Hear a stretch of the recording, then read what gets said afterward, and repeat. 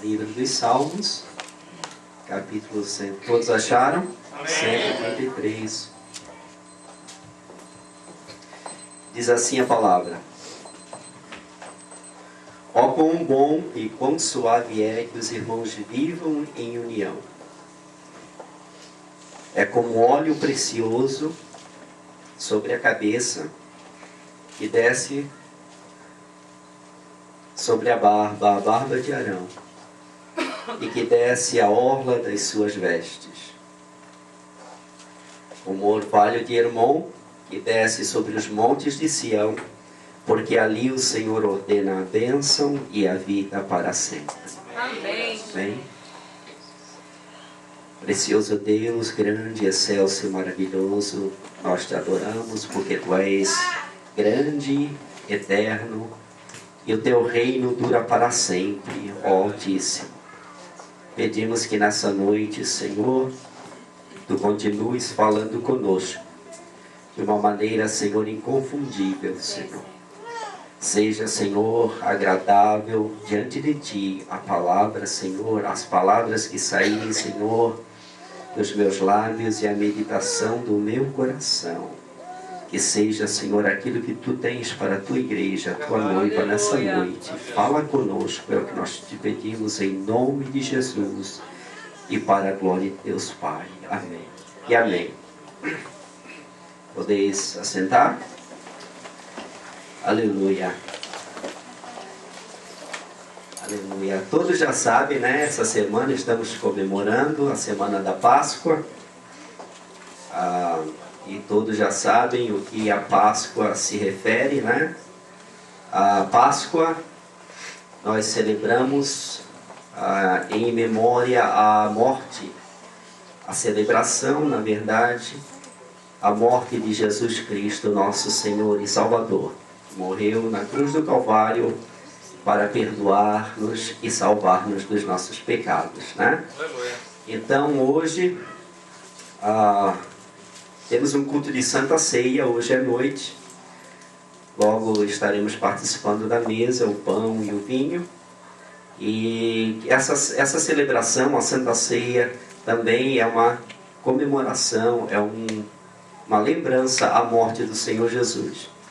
Nós estamos comemorando hoje, vamos celebrar a ceia e também estamos na semana da Páscoa, que fala-nos da morte de Jesus Cristo. Já lemos aqui, irmã Marli já fez a leitura oficial aqui dessa noite, falando da morte de Jesus Cristo, mas o que o Senhor colocou no meu coração, não vou me estender, porque começamos o culto já um pouquinho tarde, ainda temos a administração da ceia e mais algumas coisas ainda durante o culto, mas para a meditação nossa, juntamente aqui nessa noite, reunidos e unidos na presença do Senhor, eu quero trazer algo que o Senhor colocou no meu coração em poucas palavras, que se encontra lá no livro de Lucas, capítulo 22. Nós já falamos aqui sobre a morte, a irmã Marli já leu sobre a morte do Senhor Jesus, a crucificação, como aconteceu, que ele, na hora que expirou, depois de ter expirado, os soldados foram lá para quebrar as pernas dos que estavam crucificados. Quebraram as pernas dos dois ladrões que estavam uma à direita, outra à esquerda de Jesus. Quando chegaram a Jesus para verificar qual era o seu estado ali na cruz, já havia morrido, então eles não quebraram as pernas. E Jesus deu a sua vida no Calvário, na cruz. Mas eu quero falar um pouquinho antes disso, lá no capítulo 22 de Lucas, a partir do versículo 7. A partir também é um texto conhecido, mas a gente vai meditar um pouquinho sobre esse texto aqui. 22 de Lucas, versículo 7, que diz assim: chegou, porém, o dia da festa dos pães asmos, em que importava sacrificar a Páscoa. E mandou a Pedro e João, dizendo: ide, preparai-nos a Páscoa para que a comamos. E eles lhe perguntaram: onde queres que a preparemos? E ele lhes disse: eis que quando entrares na cidade, encontrareis um homem levando um cântaro de água, segui-o até a casa em que ele entrar, E direis ao pai de família da casa: o mestre te diz: onde está o aposento que hei de comer a Páscoa com os meus discípulos? Então ele vos mostrará um grande cenáculo mobiliado, aí fazei os preparativos. Indo eles, acharam como lhes havia sido dito, e prepararam a Páscoa. Versículo 14 diz: chegada a hora, pôs-se à mesa, e com ele os 12 apóstolos. E o versículo 15 diz: e disse-lhes: desejei muito comer convosco esta Páscoa, antes que padeça. Até aqui. Aqui nós vemos um texto que nos explica como aconteceu o preparativo para a Páscoa, naquela semana em que Jesus ia morrer, e mais especificamente naquele mesmo dia que Jesus havia ordenado os discípulos a prepararem a Páscoa. E esse versículo 15 aqui, quando diz assim: e disse-lhes: desejei muito comer convosco essa Páscoa, ele me traz assim, me faz começar a pensar sobre qual foi a motivação de Jesus dizer essas palavras. Desejei muito. Por que Jesus desejou muito comer com os discípulos aquela Páscoa? Um primeiro motivo, que eu creio que todo mundo já pensa de imediato, é porque seria a última Páscoa de Jesus com os discípulos, não é? Seria a última Páscoa dele com os discípulos. Por ser a última Páscoa dele com os discípulos, ele queria estar passando as últimas instruções para os seus discípulos, as últimas informações. Tá? Mas uma segunda coisa que me chama a atenção era o carinho de Jesus, o amor de Jesus pelos seus discípulos, pela sua igreja. Porque, na verdade, Jesus sabia que ele estava dentro de pouco tempo indo para o Pai, voltando para o Pai, e ele estava deixando a sua igreja aqui na terra. Não foi muito tempo, 3 anos e meio caminhando com os seus discípulos. Mas 3 anos e meio, para quem aqui está aqui na igreja, eu creio que 1 ano ou menos que isso, até já começa a criar um certo carinho por um irmão e por outro, né? Pela igreja de modo geral. E Jesus caminhou com a primeira igreja cristã, com a igreja primitiva, a igreja dos apóstolos, por 3 anos e meio. E ele orientou os seus discípulos, ele orou pelos seus discípulos, ele caminhou com os seus discípulos, ele repreendeu os seus discípulos muitas vezes, ele chorou com os seus discípulos, ele sorriu com os seus discípulos, ele viveu com eles, ele dormiu junto com eles, ele comeu junto com eles. Vocês se lembram daquele episódio quando Jesus estava ensinando a multidão, e a multidão estava em um lugar afastado da cidade e começou a sentir fome, eles começaram a ter fome. E Jesus fala para os seus discípulos: olha, tem alguma coisa de comer para essa gente, para esse povo. E eles disseram: Senhor, não tem aqui o suficiente para sustentar. Chegou um menino, trouxe alguma coisa, pão e peixe, Jesus orou e mandou que os discípulos organizassem o povo, que todos se assentassem, e ali distribuiu comida e todos se alimentaram. Não só a multidão, né, a grande multidão, mas também os discípulos que estavam ali se alimentaram. Jesus provavelmente também se alimentou com eles. Então eles participaram de momentos íntimos, assim, momentos únicos, momentos gloriosos juntos. Aqui, quando nós temos algum problema, alguém tem algum problema, e a gente ora junto, e a gente chora junto, e a gente passa aquela situação junto, ou quando alguém recebe uma bênção, como ouvimos aqui, né, e divide essa bênção e testemunha dessa bênção aqui na igreja, a gente vive aquilo junto, a gente participa junto. E foi isso que Jesus fez com seus discípulos. Ele conviveu e partilhou a sua vida com os discípulos e também partilhou da vida dos discípulos na sua vida. E isso fez com que ele, além de ele ser Deus encarnado, Emmanuel, Deus conosco, ser o dono do amor, além disso, essa comunhão, esse convívio fez com que ele amasse como pessoa a cada um deles ainda mais. E com que eles o amassem também, de uma forma especial. E Jesus sabia que ele estava indo, então ele disse: desejei muito comer convosco esta Páscoa antes que eu morra. Muito bem. E ele mandou que preparassem a Páscoa. Na época da Páscoa, a tradição judaica é deles passarem 7 dias celebrando a Páscoa. 7 dias celebrando a Páscoa. E durante esses 7 dias, quando chega a hora da mesa, de partilhar o pão, eles se sentam à mesa. Mas a mesa da Páscoa não é uma mesa assim alta, como nós conhecemos, que tem os pés, como essa aqui. A mesa da Páscoa é uma mesa no chão. É uma mesa no chão, em forma de U, e ela é no chão. Isso para que todos se lembrem que eram escravos no Egito um dia. Então Jesus estava ali assentado com os seus discípulos e todos estavam sentados no chão. Essa mesa é uma mesa que coloca a todos no mesmo nível, seja rico ou seja pobre, seja sábio ou seja indouto, todos se assentam no pó, no chão, estão todos no mesmo nível. É uma mesa que nivela a todos nós, assentados no chão. Existia outro tipo de mesa também, como hoje nós vemos,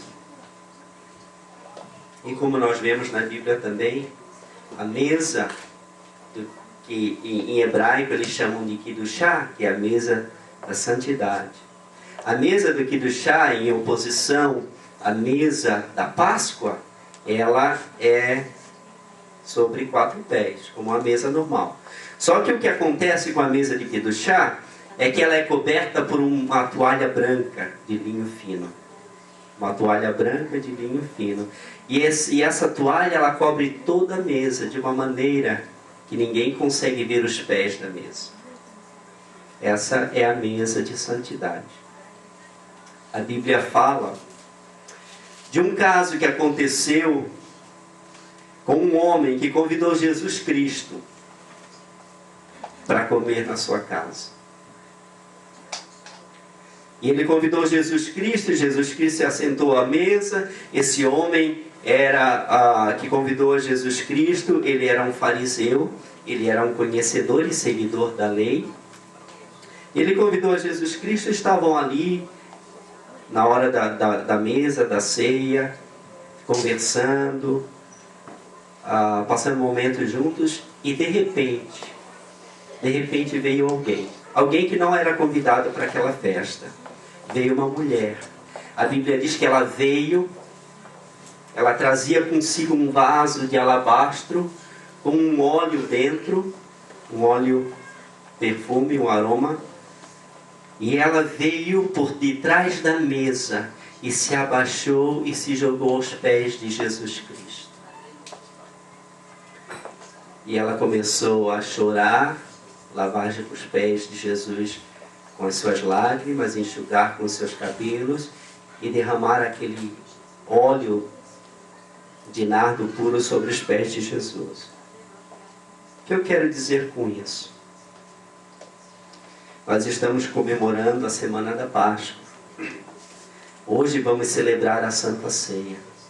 A Santa Ceia, para nós, ela deve representar exatamente aquilo que Jesus estava passando para os seus discípulos. Que todos nós somos iguais, que todos nós somos irmãos. A mesa da Santa Ceia, a mesa pascual, é a mesa da comunhão. É a mesa da comunhão, onde todos nós nos vemos por cima da mesa. Porque a mesa é no chão. Todos nós nos vemos, olhamos olho no olho. A mesa de santidade, ela era alta com aquela toalha, e a mulher, quando ela foi lavar os pés de Jesus com as suas lágrimas, enxugar com os cabelos e ungir os pés de Jesus, ela teve que se abaixar e ir até ali, e ninguém conseguia vê-la por detrás da mesa. Porque quando a pessoa se assenta na mesa e aparece por cima, a pessoa, nós podemos nos ver, não é? Porque no santo, no lugar santo, os sacerdotes entravam e eles podiam se ver um ao outro. Mas quando ele chegava no santo dos santos, a glória do Senhor cobria aquele lugar e ninguém podia se ver. Tem gente, tem pessoas que querem a mesa de santidade, querem a mesa de santidade porque ela é mais bonita e mais alta, mas esquecem do que aquilo que a mulher fez, que tem que se abaixar para entrar no Santo dos Santos, para ver a glória do Senhor. Aleluia. A mesa da Páscoa, ela nos fala da igualdade. Ela nos fala que somos todos iguais. Todos nós estamos no mesmo nível.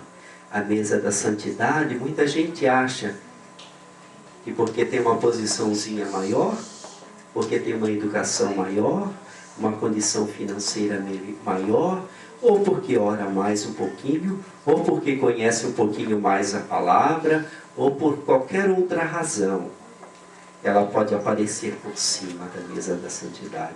Mas se você observar naquela situação, o homem que convidou Jesus Cristo, ele disse assim, se ele soubesse, na verdade, quem é essa mulher, ele não deixaria que ela tocasse. E ele estava já criticando Jesus, não é verdade?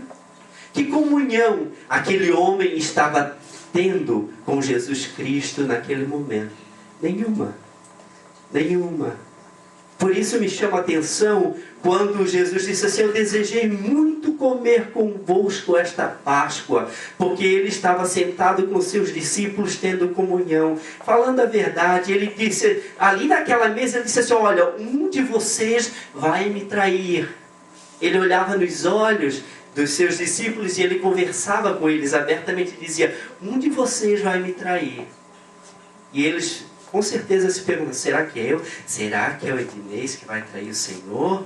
Será que é o Juscelmo que vai trair o Senhor? E tinham essas conversas assim um com o outro, aberta.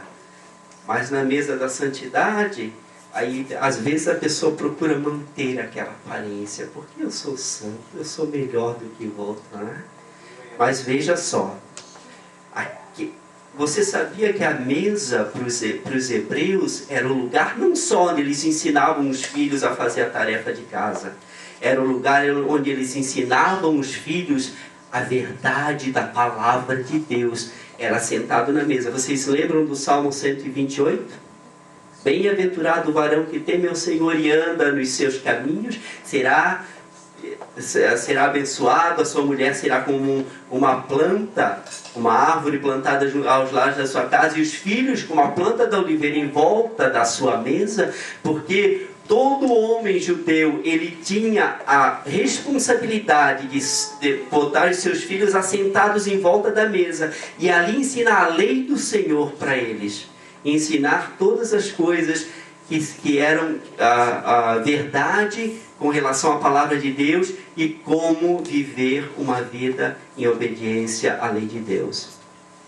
Então, a mesa também não só era para esse fim, mas como era também um lugar onde se prestava culto.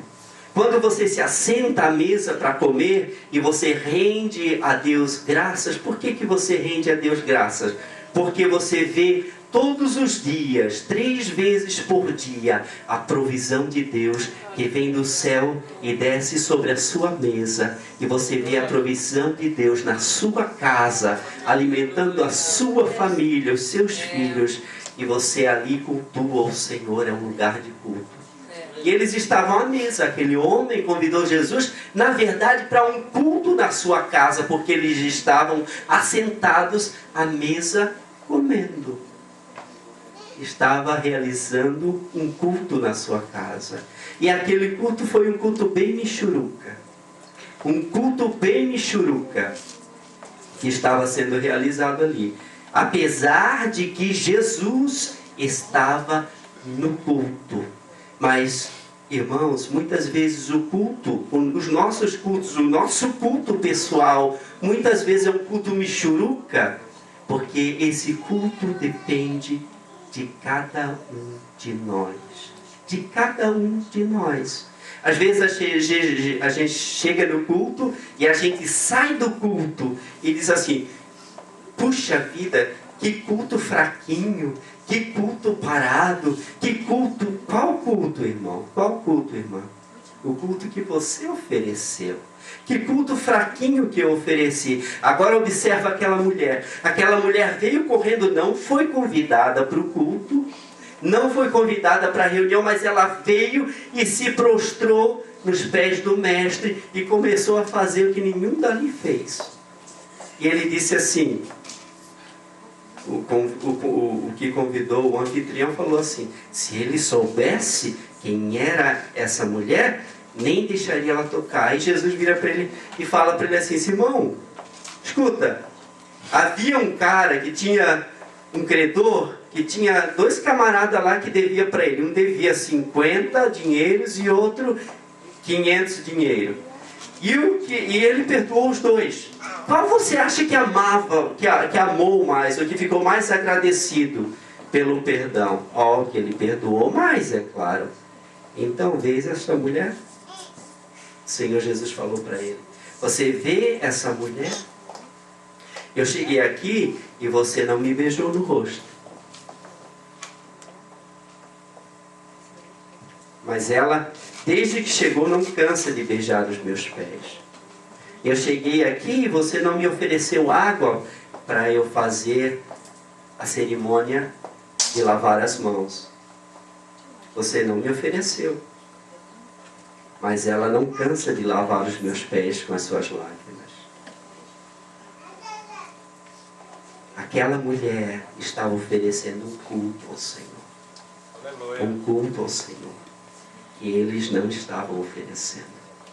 E aquela mulher saiu dali transformada, abençoada, perdoada, vivificada, restaurada, porque ela realmente ofereceu um culto ao Senhor. Aleluia. Só que ela não apareceu. Ela ficou ali atrás, embaixo da mesa, embaixo da toalha, no Santo dos Santos. No Santo dos Santos, no Santo dos Santos, no Santo dos Santos. É ali que nós precisamos chegar. Nós precisamos chegar no Santo dos Santos. O átrio era na época do tabernáculo. O lugar santo era na época do tabernáculo. Agora, o véu se rasgou de alto a baixo com a morte de Jesus Cristo no Calvário. E agora, através de Jesus, nós temos acesso ao lugar santo dos santos. E é ali que nós precisamos chegar. Quando nós trazemos o nosso culto, nós não viemos aqui na igreja, nenhum de nós deve vir aqui à igreja para dizer assim: eu vou assistir o culto.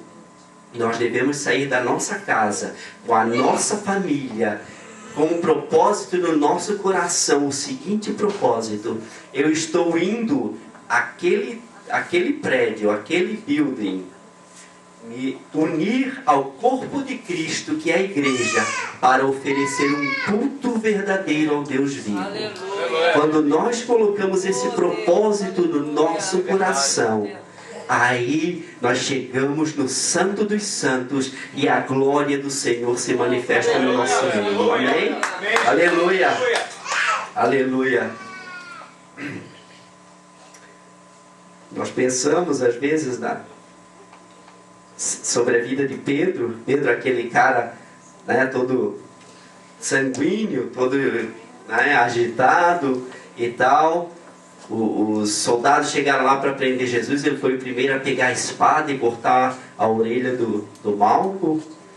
E aí Jesus repreendeu ele e tudo. E a gente fala assim: poxa, mas que cara, né, afoito e tal.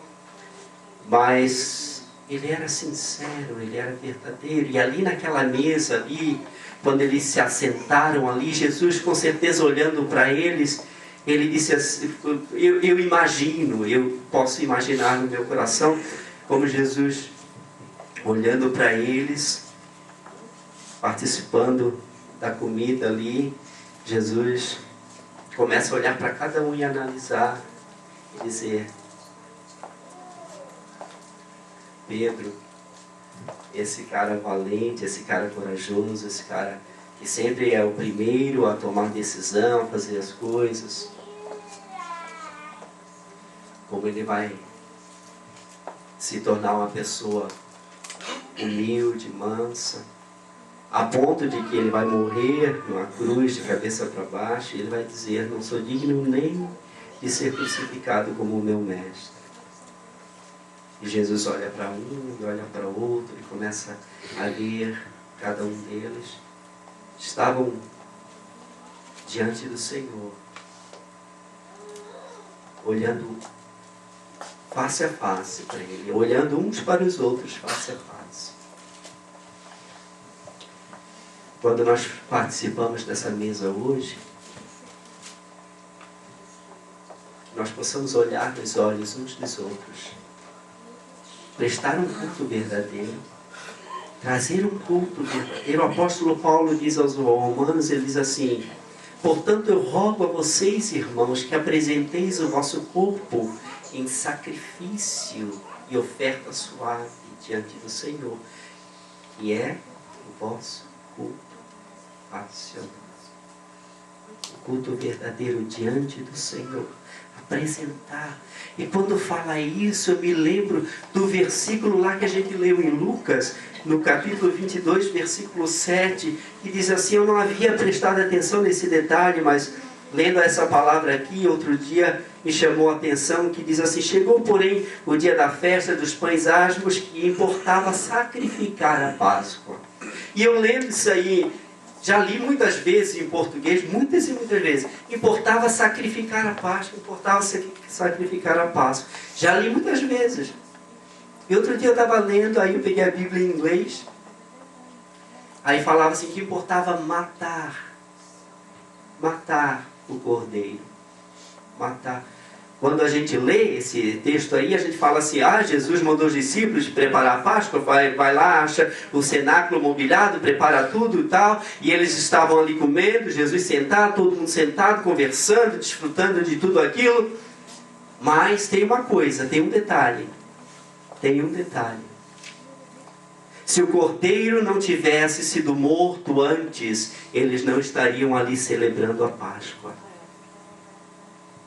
Se o cordeiro não tivesse sido imolado antes, eles não estariam ali celebrando a Páscoa. Foi muito bom, foi muito legal ler esses versículos ali e ver que todos eles estavam participando da mesa da Páscoa e tudo bem, mas antes o cordeiro foi morto. Antes o cordeiro foi morto, para que eles pudessem participar da mesa. E quando nós viemos à mesa do Senhor, a gente se pergunta: o cordeiro já foi morto? O cordeiro já foi morto? Na minha vida o cordeiro já foi morto? Aquele orgulho que está me segurando, de eu dizer assim para o meu irmão Andrés: eu estou sentado aqui na mesa da Páscoa e nós estamos assentados no mesmo nível, somos iguais, você é meu irmão, eu sou seu irmão, somos iguais, eu te amo. Será que nós podemos nos assentar à mesa da Páscoa e realmente participar, porque o cordeiro já foi morto? O cordeiro já morreu?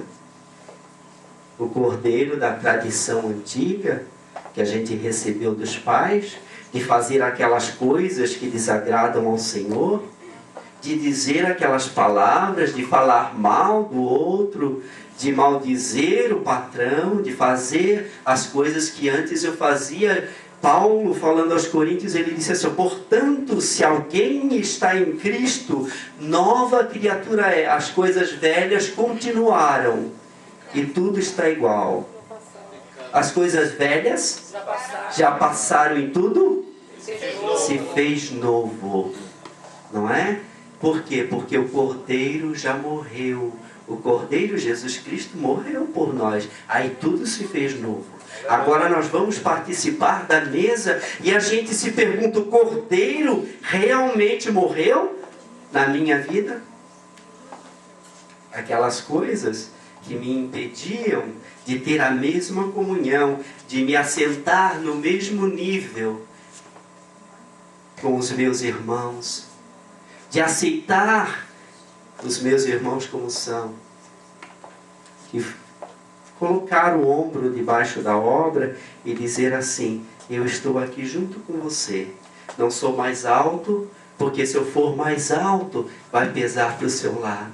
Não sou mais baixo, porque se eu for mais baixo, vai pesar para o meu lado. Estou no mesmo nível. Vamos caminhar junto, para chegar no céu junto. Morreu o Cordeiro na nossa vida? Aleluia. Aleluia. No Antigo Testamento, aleluia, 2 cordeiros eram mortos. 2 cordeiros eram mortos. Aleluia. No Novo Testamento, na celebração da Páscoa, naquela semana, um cordeiro foi morto. Porque Jesus Cristo, o Cordeiro de Deus, Ele sozinho tirou todo o pecado do mundo. Ele não cobriu, Ele tirou todo o pecado do mundo. E a Bíblia diz que agora nós somos templo do Senhor. Não sabeis que vós sois o templo de Deus e que o Espírito Santo de Deus habita em você?